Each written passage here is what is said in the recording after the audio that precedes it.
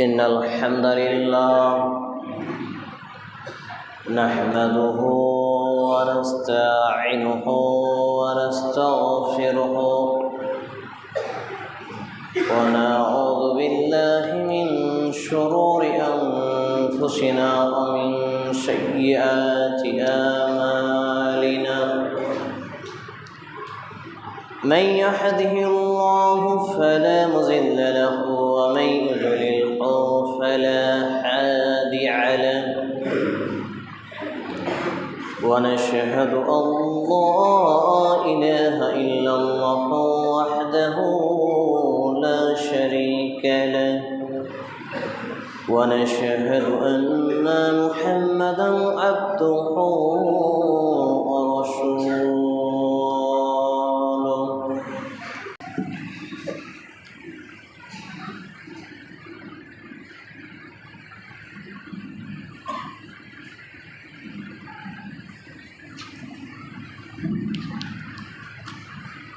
أما بعد فإن خير الحديث كتاب الله وخير الحديث حديث محمد صلى الله تعالى عليه وسلم وشر الأمور محدثاتها وكل محدثات بدعة وكل بدعة ضلالة وكل ضلالة في النار.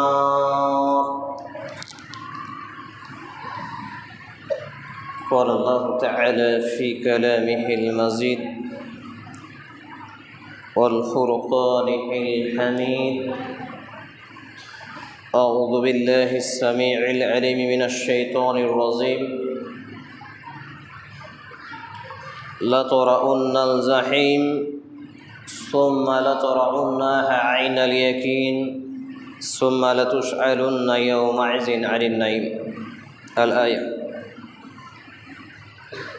القامة ابن عباس رحمة الله عليه يقول: سمعت عمر بن الخطاب رضي الله تعالى عنه على المنبر قال: سمعت رسول الله صلى الله عليه وسلم يقول: إنما الأعمال بالنية. رواه البخاري بسند صحيح. عن أنس بن مالك رضي الله تعالى عنه قال: قال النبي صلى الله عليه وسلم: لا يؤمن أحدكم حتى أكون أحب إليه من والده وولده والناس أجمعين. رواه البخاري. رب اشرح لي صدري ويسر لي أمري واحلل عقدة من لساني يفقهوا قولي. رب يسر ولا تؤشر وتمم بالخير. رب زدني علما رب زدني علما رب زدني علما. যাবতীয় প্রশংসা, গুণগান, গুণকীর্তন, হামদ ও সানা একটু আল্লাহ রাব্বুল আলামিনের নিমিত্ত, যিনি এক ও একক ওয়াহদাহু লা শারীক, খালিক এবং মালিক, যিনি বর্তমান সময় পর্যন্ত অর্থাৎ 7 শাওয়াল 1447 হিজরি, 13 চৈত্র 1432 বঙ্গাব্দ এবং 27 মার্চ 2026 পর্যন্ত আমাদেরকে জীবিত, সুস্থ, সবল, বলা চলা, হাঁটাসহ অসংখ্য অগণিত নিয়ামত দিয়ে ভরপুর করে রেখেছেন। তারই প্রশংসা করতো আমরা আন্তরিকতার সাথে, একযোগে একসাথে পুরুষ হিসেবে উচ্চ স্বরে তারই শেখানো ভাষাটি পাঠ করি। আসুন আমরা বলি ফেলে আলহামদুলিল্লাহ। অতঃপর অসংখ্য দরুদ ও সালাম শান্তি ধারা বর্ষিত হোক আখরি নবী রহমাতুল্লিল আলামিন মা আমিনাল মওদুল মুহাজ্জব মহাপুরুষ মুহাম্মদুর রাসূলুল্লাহ সাল্লাল্লাহু আলাইহি ওয়াসাল্লামের প্রতি আমরা বলি আল্লাহুম্মা সাল্লি আলাইহি আল্লাহুম্মা বারিক আলাইহি সাল্লাল্লাহু তাআলা আলাইহি ওয়াসাল্লাম। আনা তালিবুল ইলম, আমি একজন ইসলামের নগণ্য অযোগ্য ছাত্র হিসেবে আজকে জুমার খুতবার আলোচনার বিষয় হলো তাকওয়াবিহীন নিয়ামতগুলোর হিসাব কিভাবে দেব বা দেবেন। উল্লেখিত বিষয়ের প্রতি পবিত্র কোরআন এবং সেই সুন্দর আলোকে অযোগ্য একজন ইসলামের ছাত্র হিসাবে এক গুরুত্বপূর্ণ তথ্য ও তথ্যবহুল বিবরণের চেষ্টা করছি ইনশাআল্লাহুল আজিজ। ওয়া মা তৌফিকি ইল্লা বিল্লাহ আলাইহি তাওয়াক্কালতু ওয়া ইলাইহি উনীব। বলে রাখা ভালো যে তাকওয়া একটি ব্যাপক শব্দ। পবিত্র কোরআন এবং সুন্নাহয় এর ব্যবহৃত বারংবার হয়েছে।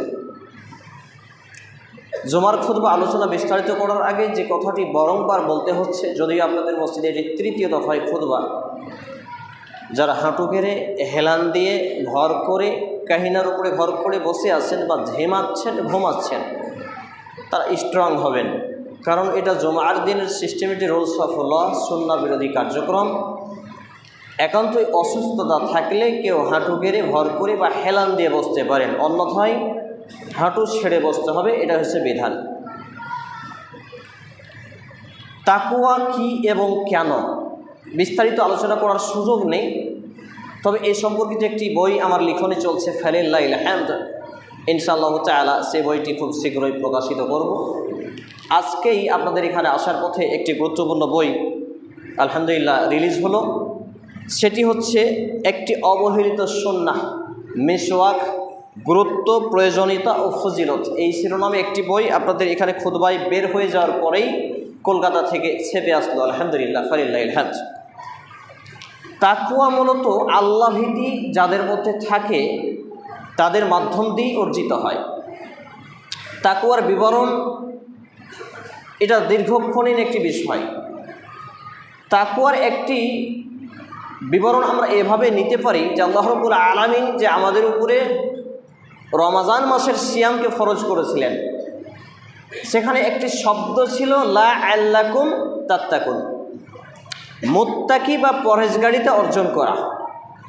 রমাজান আসার একটা মাকসাদ ছিল, মুমিন মুসলমান জীবনে রমাজান এসেছিল মূলত মানুষকে তাকওয়াশীল, মুত্তাকি, পরহেজগার, আল্লাহ ভীরু, আল্লাহর বান্দা এবং বান্দিতে রূপান্তরিত, কনভার্ট করার জন্য। দুর্ভাগ্যজনক ক্রমে আমরা রমাজানের দীর্ঘ একটি মাস সিয়াম পালন করেছি, যদিও কিয়ামের নামে আমাদের সমাজে প্রায় যত্রতত্র ভণ্ডামি চলেছে। কারণ শরীয়ী দৃষ্টিকোণে, কিতাব ও সুন্নাহর দৃষ্টিকোণে আমরা দেখতে পাই যে 2 ঘন্টার নিচে কোনো কিয়ামুল লাইল, যেটাকে আমরা তারাবি বলি, এরকম কোনো সালাতের বিবরণ পাওয়া যায় না। অথচ আমাদের সমাজে এই তারাবিটা তাড়াতাড়ি নামাজে কনভার্ট করা হয়েছে। ইমাম সাহেব যদি 25 মিনিটের জায়গা 30 মিনিট লাগিয়ে দেয়, তাহলে সেটা ইমাম ভালো নয়, তাকে চেঞ্জ করতে হবে, 5G স্পিডে তাড়াতাড়ি করে তারাবির নামাজটা শেষ করতে হবে। এটা হচ্ছে আমাদের নীতি। কিন্তু তাকওয়াশীল ব্যক্তিদের নীতি হওয়া ছিল প্রয়োজনে মাত্র 2 রাকাত পড়ব, মাসনা 2 রাকাত পড়ব, কিন্তু দীর্ঘক্ষণীর হবে, সময় হবে লং টাইম ধরে আমরা এটাকে আদায় করব। প্রয়োজনে একাকী করব, প্রয়োজনে বেশি সূরা জানি না, সূরা ইখলাস জানি, কয়েকশো বার তেলাওয়াত করব, রুকুতে গিয়ে রুকুর জিকির কয়েক শতবার পড়ব, সাজদায় গিয়ে সাজদার জিকির কয়েক শতবার পড়ব। এই করে যদি আমি মাত্র 2 রাকাত তারাবি আদায় করি এবং পরিশেষে 1 বা 3 রাকাত বেতের পড়ি, দেখবেন আমার আপনার অর্ধরাত শেষ হয়ে যায়। আপনি সাজদায় গিয়ে ফরজ সালাত ছাড়া দিনে এবং রাতে যে ফরজ 17 রাকাত সালাত নামাজ রয়েছে, এইগুলো ছাড়া সাজদায় গিয়ে আপনি মাতৃভাষায় বাংলা, হিন্দি, উর্দু, আরবি, ফার্সি, আমার আপনার যেটা মৌলিক ভাষা, এই ভাষায় আপনি যে কোনো কিছু আল্লাহর কাছে হালাল কিছু চাইতে পারবেন। বাড়ি, গাড়ি, টাকা, স্ত্রী, ধনসম্পদ, শান্তি, অসুস্থতা থেকে মুক্তি, যা কিছু প্রয়োজন সব কিছু চাওয়া যাবে। কোথায়? প্রত্যেক নফল বাড়তি সুন্নাহ সালাতে, সাজদায় এবং সালামের বৈঠক, তাশাহুদে। কিন্তু আমাদের জ্ঞান সীমিত থাকার ফলে, কোরআন এবং সুন্নাহর বেসিক ইলম না থাকার ফলে আমরা এটাকে জামাতকেই ফরজ করে নিয়েছি আর মনে করি, আর আমরা অনেকে ফতোয়াও দিয়ে থাকি যে এত বড় জামাত, এতগুলো লোক থাকে, ছোট ছোট বাচ্চা ছেলে থাকে, তারপর বয়স্ক মানুষ থাকে, তো এই রকম অবস্থায় আমাদের তারাবিটা ইমাম সাহেব একটু তাড়াতাড়ি পড়ান। এটা শরীয়তের বিধান ছিল না। এটা আমাদের গ্রাম্য মোল্লা, মুন্সি, গ্রাম্য মাতাব্বর, সর্দার, মরল, তারপর বিভিন্ন কি বলছে আপনার মসজিদ কমিটি, মাদ্রাসা কমিটি, ঈদগাহ কমিটি, এদের বানানো ধর্ম। তাহলে এইগুলো কিন্তু তাকওয়াশীলতার পরিচয় ছিল না বা পরিচয় নয়। আমাকে এবং আপনাকে কিতাব ও সুন্নাহ দিয়ে আল্লাহ এবং তার রাসূল সাল্লাল্লাহু আলাইহি সাল্লামের যে বিধিবিধান দেওয়া আছে, তারই দৃষ্টিকোণে তাকওয়াশীলতা, পরহেজগারিতা অর্জন করা উচিত ছিল। যাই হোক, এ রমাজান আমাদের ছেড়ে চলে গেছে। এ রমাজানের মেহমানদারি আমি এবং আপনি কিভাবে করেছি, কিভাবে কাটিয়েছি, আল্লাহু আলাম। আমি এবং আপনি তো জানি, পাশাপাশি জানেন আমাদের রব লিখেছেন মালাইকাগণ। এ রমাজানে আমরা কেউ হয়তো বা জান্নাতের টিকিট অর্জন করতে পেরেছি, কেউ বা জাহেল অজ্ঞ মূর্খ হয়ে থেকে গেছি। নবী মুহাম্মদুর রাসূলুল্লাহ সাল্লাল্লাহু আলাইহি সাল্লামের লানত প্রাপ্ত হয়তো হয়ে গেছি, কারণ রমজানে যারা নিজের পাপের ক্ষমা নিতে পারেনি, রমজান পেয়েও যারা নিজের পাপের ক্ষমা নিয়ে জাহান্নাম থেকে মুক্তির টিকিট এবং জান্নাত প্রাপ্তির টিকিট অর্জন করতে পারেনি, মূলত তাদের জন্য নবী মুহাম্মদুর রাসূলুল্লাহ সাল্লাল্লাহু আলাইহি সাল্লাম লানত কামনা করেছিলেন। এবারে চলে আসি যে মোটামুটি একটু বুঝতে পারলাম এখানে তাকওয়াটা একটু আপনাকে জাস্ট বোঝাই যে আপনি দিনের বেলা সিয়াম বা রোজা ছিলেন, যেটাকে রোজা বলে জানি আমরা। আপনি পুকুরে বা নদীতে গোসল করছেন, প্রচণ্ড তৃষ্ণা পেয়েছিল, পিপাসা লেগেছিল, কিন্তু আপনি পানিতে ডুব দিয়েও এক ঢোক পানি পান করেননি, আপনার গলার তৃষ্ণা মেটাননি, বা আপনি ঘরের এক কোণে গিয়ে কোথাও দাঁড়িয়ে থেকে বা কোথাও লোকচক্ষু আড়ালে গিয়ে আপনি এক মুঠো খাবার খাননি, সিয়াম ছিলেন। সেই সুবেদ সাদিক থেকে নিয়ে সূর্যাস্ত পর্যন্ত আপনি অপেক্ষা করেছিলেন। কেন? এটা আপনার তাকওয়ার পরিচয় ছিল। তাহলে তাকওয়া একটি ব্যাপক শব্দ, এটা আল্লাহ ভীতি থেকে অর্জিত হয়, আর আল্লাহ ভীতি অর্জিত হয় দ্বীনি শিক্ষা, দ্বীনি চেতনা, দ্বীন ইসলামের বেসিক ইলম অর্জনের মাধ্যম দিয়ে। সম্মানিত উপস্থিতি ভাই এবং বন্ধুগণ, তাহলে আলোচনার বিষয় শিরোনাম হলো তাকওয়াবিহীন নিয়ামতগুলোর হিসাব কিভাবে আমি এবং আপনি দেব আল্লাহ রাব্বুল আলামিনের কাছে। এই যে একটা মসজিদ ক্যাটাগরি তৈরি হয়েছে, মসজিদের পরিচালনা দায়িত্ব পাওয়া এটা একটা আল্লাহর পক্ষ থেকে নিয়ামত। এই মসজিদ ডিপার্টমেন্ট পরিচালনা করা, মসজিদ আস সাজিদ আস সুজুদ এই শব্দগুলো থেকে উৎপত্তি হয়। সাজিদ বলা হয় তাকে যে সাজদা করে, আর সুজুদ যেই স্থানে সাজদা করা হয়। তাহলে সাজদা করার জায়গা হচ্ছে মসজিদ। তো এই মসজিদ হচ্ছে আল্লাহর ঘর। অত্যন্ত দুর্ভাগ্যের এবং লজ্জার একটি আপত্তিকর, জটিল এবং কঠিন বিষয় হলো প্রায় মসজিদে একটি ভণ্ডামি, নোংরামি, জোচ্চুরি, বাটপাড়ি, গুন্ডামি, মাস্তানি চলে। সেটা হচ্ছে যার টাকা বেশি, যার ক্ষমতা বেশি, যেই লোকটা কোন দিকে মুখ করে পেশাব করতে হয় জানে না, মুতে পানি নিতে হয় কিনা জানে না, এই লোকটা হবে মসজিদের ক্যাশিয়ার, সেক্রেটারি, সভাপতি, সদস্য, আরও বিভিন্ন কমিটি। আপনাদের এখানে কি আছে আমার জানা নেই, তবে 431টা মসজিদ ঘুরে ঘুরে তিক্ত অভিজ্ঞতা অর্জন হয়েছে। প্রায় মসজিদগুলো এইভাবেই চলে।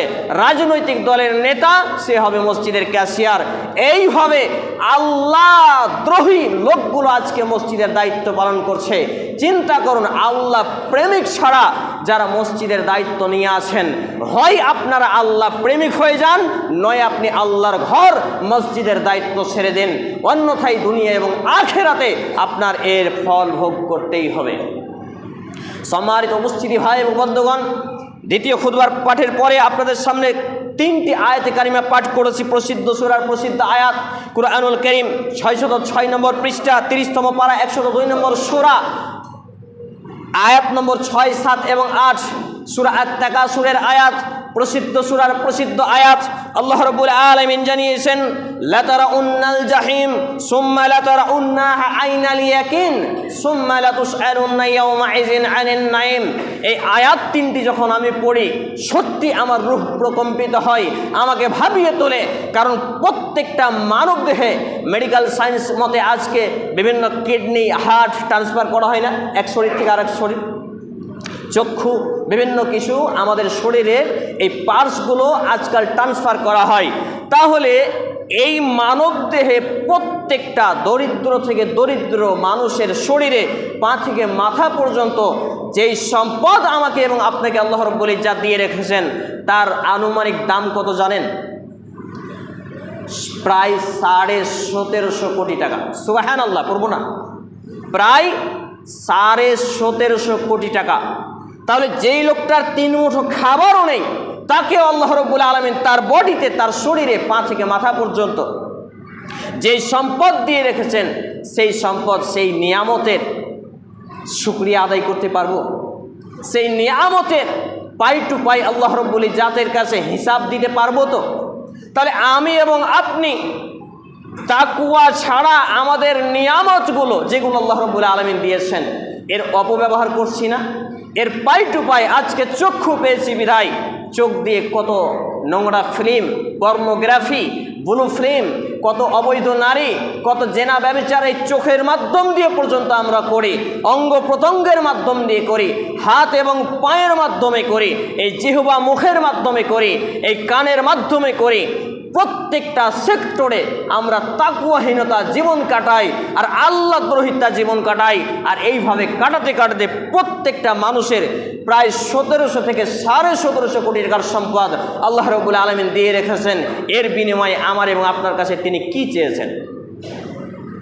ওয়ালা তুশরিকু বিহি শাইয়্যাও ওয়া আবুদুল্লাহ ওয়ালা তুশরিকু বিহি শাইয়্যাও, তোমরা আল্লাহর ইবাদত করো আর তার সাথে কাউকে শরীক করো না। তিনি তো এটাই চেয়েছেন, অন্য কিছু তো নয়।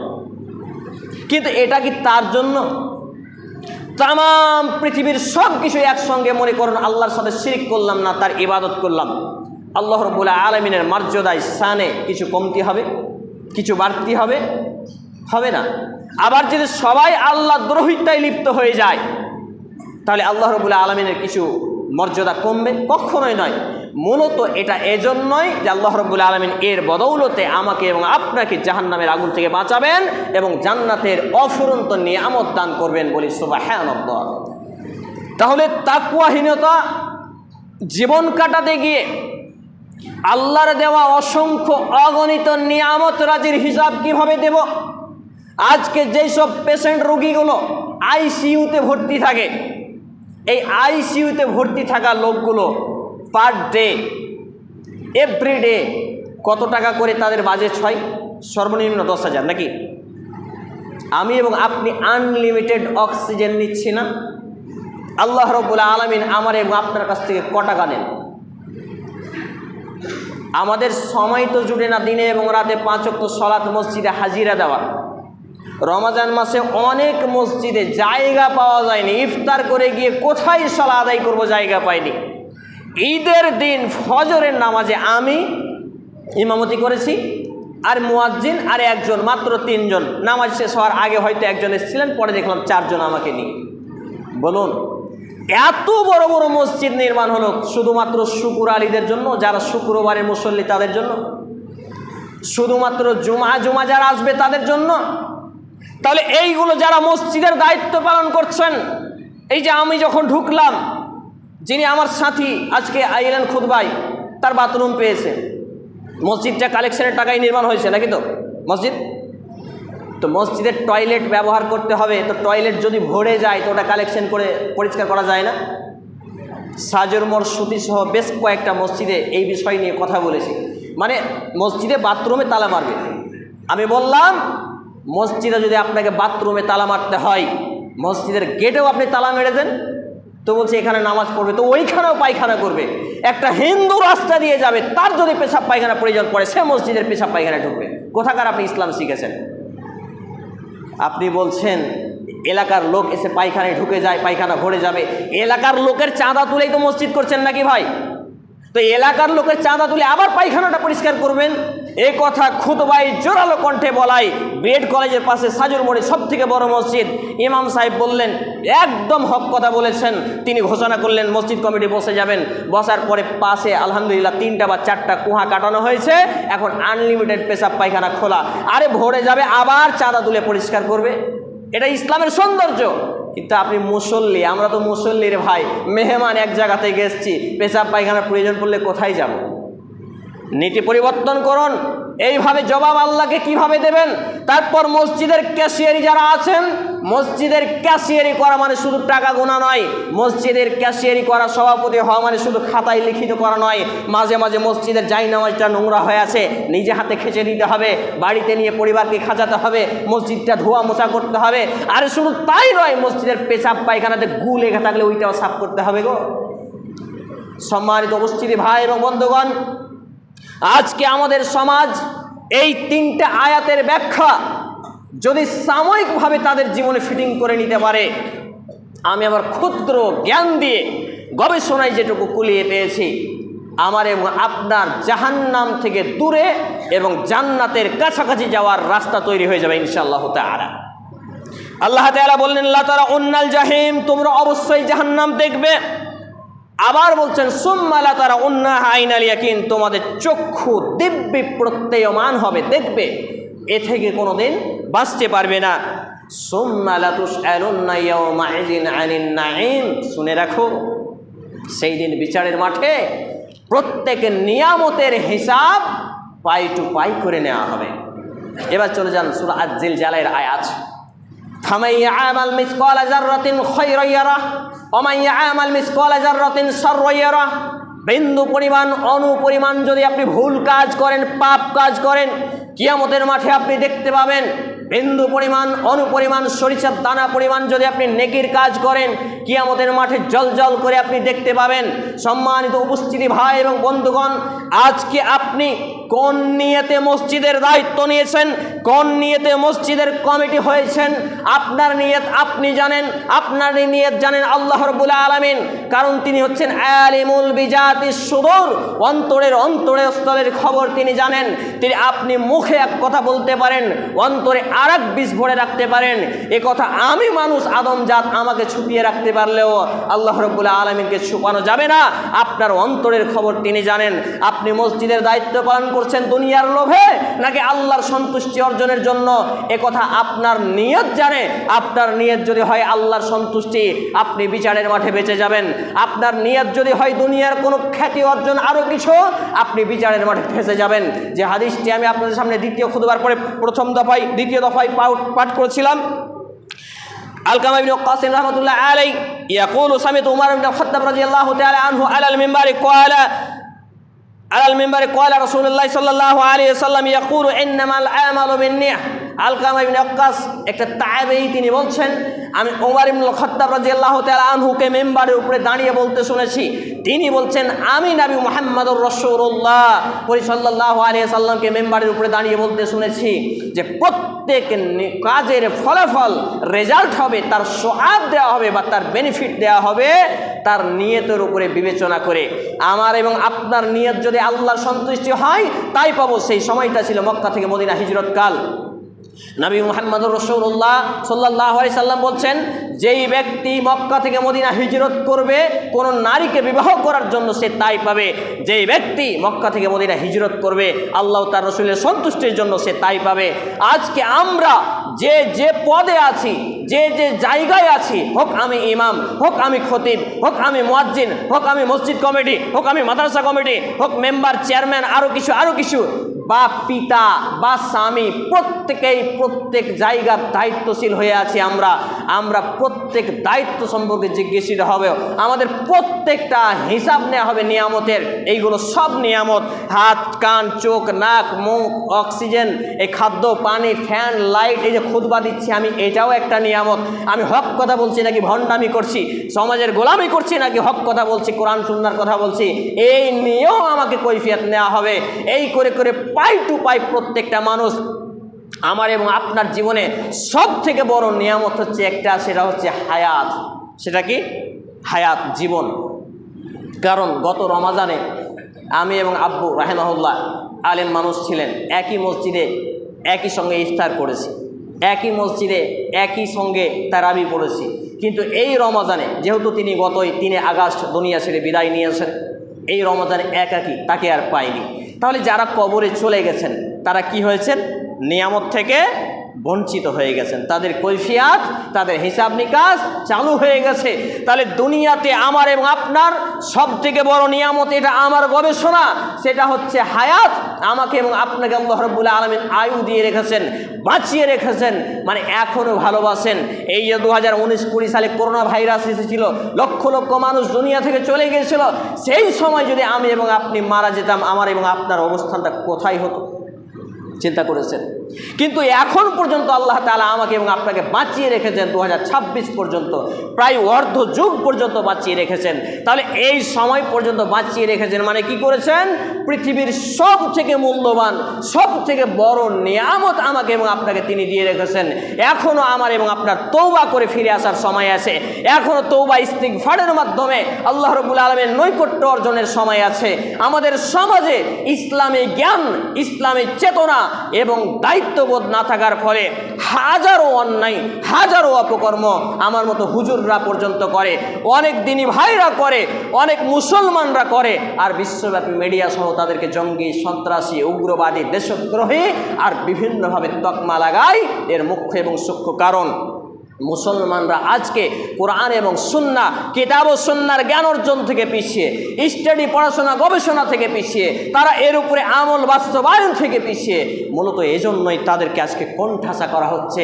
আজকে আমাদের বাংলায় যখন এসআইআর হচ্ছে, এই এসআইআর নিয়ে আতঙ্ক।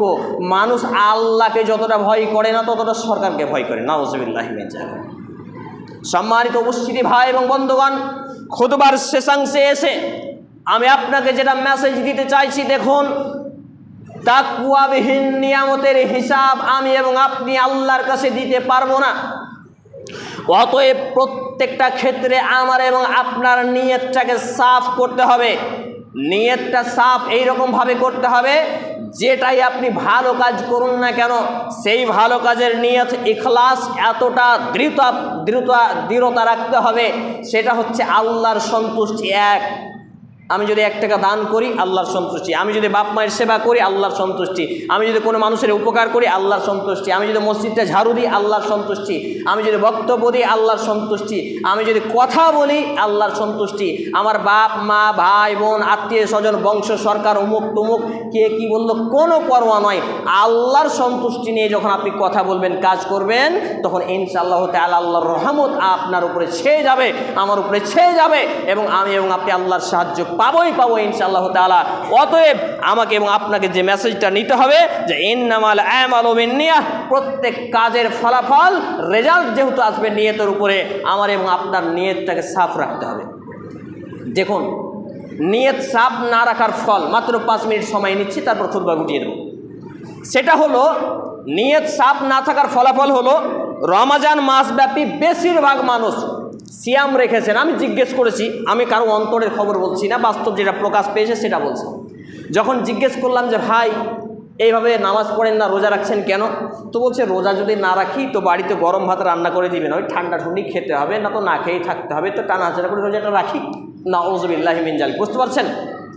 যদি আল্লাহর সন্তুষ্টি হতো, তাহলে এই ব্যক্তি কিছু না হলেও তাকে প্রায় 670 বছর জাহান্নামের আগুন থেকে দূরে রাখা হতো। সুবহানাল্লাহ। একটা হাদিস 100 বছরের দূরত্ব থেকে বাঁচানো হবে, একটা হাদিস 70 বছর, এবং একটা হাদিস 500 বছর। 3টে হাদিসের সমন্বয়ে আমার তদন্ত হচ্ছে, একটা সিয়াম যদি কেউ আল্লাহর সন্তুষ্টি অর্জনের জন্য রাখে, তাহলে তাকে 670 বছর জাহান্নামের আগুন থেকে দূরে সরিয়ে দেওয়া হবে। সুবহানাল্লাহ।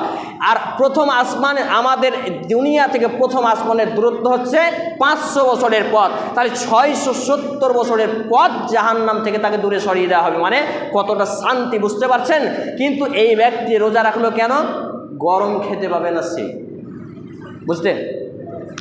অনেক ব্যক্তিকে জিজ্ঞেস করছি, কাকা আপনি তারাবি পড়েন না, ঠিক আছে, কিন্তু নামাজটা তো পড়েন। বলছে আমি রোজাই করি না, তো নামাজ পড়ে কি করব? মানে রোজা করলে নামাজ পড়তে হয় নাকি? লা হাওলা ওয়ালা কুওয়াতা ইল্লা বিল্লাহ। এইভাবে অসংখ্য অগণিত মুসলমানদের নিয়ত কুলুষিত হয়েছে। টোটোতে খুতবা দিতে যাচ্ছিলাম, ঈদের আগের যেটা জুমা, খুতবা দিতে যেতে যেতে দুটো ছেলে হঠাৎ করে বলছে আজকে রোজা না থাকা ভুল হয়েছে, এইরকম বেভাষায়।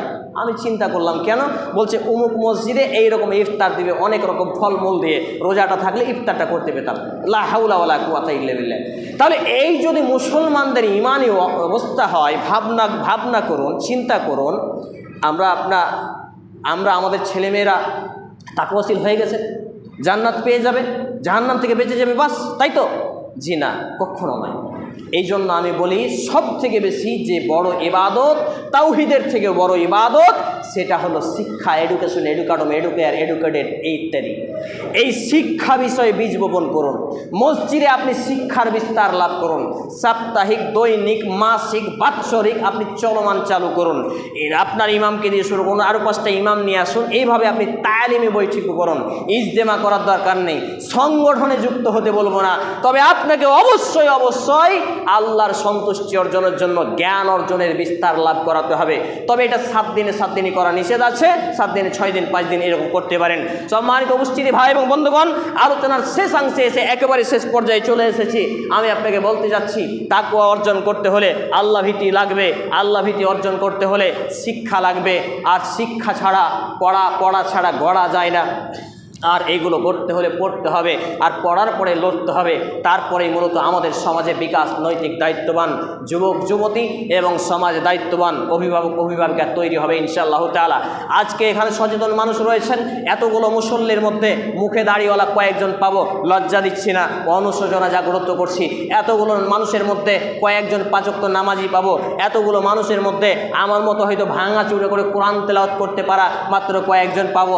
এই করে করে চিন্তিত হয়ে যায়। আল্লাহর কসম, সারা রাত ঘুমোতে পারি না, সারা রাত ঘুমোতে পারি না, খেতে বসে অনেক সময় খাবার ঢুকে না। আরে আমি তো কোনো রকম হয়তো বাঁচার চেষ্টা করছি, কিন্তু আল্লাহ যদি বলে হাবিবুল্লাহ তোকে তো জ্ঞান দিয়েছিলাম, ফতুয়া তো দিতি, তো মানুষকে আরেকটু কৌশলে যদি কাজ করতি তাহলে এই লোকগুলো তো হেদায়েত পেত, তখন আমি আল্লাহকে কি জবাব দেব? এই জন্য কখনো বক্তব্য, কখনো লিখনি, এই করতে করতে আলহামদুলিল্লাহ 24খানা বই লেখা হয়েছে, 16খানা বই কমপ্লিট হয়েছে, বাকি লেখানি চলছে, এবং আলহামদুলিল্লাহ আজকে 4র্থ বইটাও প্রকাশ হয়ে গেল। আমরা একটা প্রতিষ্ঠানও চালাচ্ছি, আদর্শ ইসলামিক লাইব্রেরি দাওয়া সেন্টার, যেখানে শিরক বিদাত মুক্ত, রাজনৈতিক দলমুক্ত, ইসলামিক নামকরণে দলমুক্ত, সংগঠন মুক্তভাবে আমরা কোরআন সুন্নাহ প্রতিষ্ঠান চালাচ্ছি। কিন্তু আমাদের এর আগে একজন নাকি অভিযোগ করেছিলেন যে মসজিদে বই কেন বিক্রি করছেন? এই বই বিক্রি করার টাকা আমার পেটে যায় না, আমার সংসারে লাগে না, এটা দাওয়া এবং ইসলাহির কাজে লাগে, এবং এইগুলো আমরা খাই না, খাওয়ার জন্য কাজ করি না। আলহামদুলিল্লাহ আমার আলাদা ব্যবসা আছে। সম্মানিত উপস্থিতি ভাই এবং বন্ধুগণ, আপনাকে অনুরোধ করছি যে আমাদের দাওয়া সেন্টারে ইনশাআল্লাহ তাআলা আগামী 1 থেকে 1.5 মাসের মধ্যে ক্লাস চালু হবে কোরআন এবং হাদিসের, বড়দের ছোটদের, নারী পুরুষ উভয়ের। সেক্ষেত্রে আমাদের এখনও প্রায় 58,000 প্লাস ঋণ রয়েছে এবং আমাদের কিছু কাজ বাকি রয়েছে। অবশ্যই সাদকায়ে জারিয়া স্বরূপ আমরা বাইরে যাই না, এখানেই থাকবো। যে যা পারবেন বাড়ি থেকে নিয়ে এসে হলেও দেওয়ার চেষ্টা করবেন ইনশাআল্লাহ তাআলা। শিক্ষা প্রতিষ্ঠান, কোরআন হাদিসের প্রতিষ্ঠান, আপনার এটা সাদকায়ে জারিয়া কাজে লাগবে। আর আমার লেখা বই, এই বইটি আজকে 4র্থতম বই প্রকাশ হয়েছে, মিসওয়াক দাঁতন নিয়ে।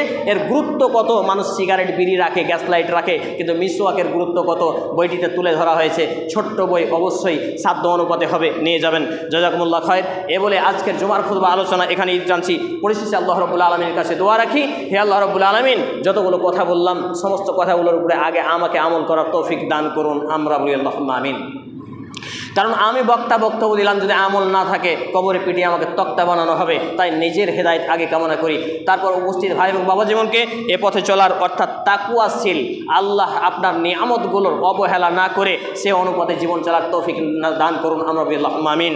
হে আল্লাহ রাব্বুল আলামিন, আমরা যারা অসুস্থ আমাদের পূর্ণাঙ্গ শিফায়ে কামেল আজেলা দেন, আমরা বলি আল্লাহুম্মা আমিন। হে আল্লাহ রাব্বুল আলামিন, আমরা যারা অভাবী আমাদেরকে অভাবমুক্ত জীবিকা নির্বাহ করার তৌফিক নসিব করুন, আমরা বলি আল্লাহুম্মা আমিন। হে আল্লাহ রাব্বুল আলামিন, আমাদের যারা মুসলমান হয়ে মৃত্যুবরণ করেছে প্রত্যেকের বাপ মা, ভাই বোন, আত্মীয় স্বজন, বিশেষ করে আমার নানি আব্বা ও মা রাহিমাহুল্লাহ তাআলা, আল্লাহ তাআলা তাদের প্রতি রহম করুন, তাদের কবরে শান্তি বিছানা বিছিয়ে দিন, তাদেরকে জান্নাতুল ফিরদাউস নসিব করুন, আমরা বলি আল্লাহুম্মা আমিন। এ দাবি, এ দোয়া, এ দরখাস্ত মহান আল্লাহ সুবহানাহু ওয়া তাআলার সামনে রেখে আমরা আমাদের জুমার খুতবা আলোচনা এখানেই দিয়ে চলছি। আল্লাহুম্মা সাল্লি আলা মুহাম্মাদিন ওয়া আলা আলি মুহাম্মাদ কামা সাল্লাইতা আলা ইব্রাহিম ওয়া আলা আলি ইব্রাহিম ইন্নাকা হামিদুম মাজিদ। اللهم بارك على محمد وعلى آل محمد كما باركت على إبراهيم وعلى آل إبراهيم إنك حميد مجيد سبحان ربك رب العزة عما يصفون وسلام على المرسلين وآخر دعوانا الحمد لله رب العالمين والسلام عليكم ورحمة الله.